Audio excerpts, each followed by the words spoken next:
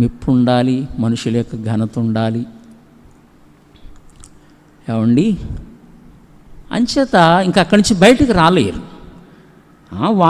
వాక్యాన్ని ఏం చూస్తాం, అవన్నీ తర్వాత సంగతులు. ముందు వీళ్ళు ఏమనుకుంటారు అని వాళ్ళని మెప్పించడానికి, వాళ్ళ దయను కోరుకోవడానికి.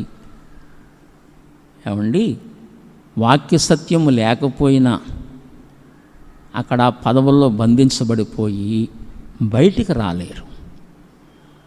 నాకు వాక్యం కావాలి, ఘనతలు నాకు అవసరము లేదు, ఈ పదవులు నాకు అవసరము లేదు, నాకు శాశ్వత ఘనత కావాలి, ఈ తాత్కాలిక ఘనత నాకు అవసరము లేదు అని చాలామంది వాక్యము కొరకు బయటకు రాలేరు.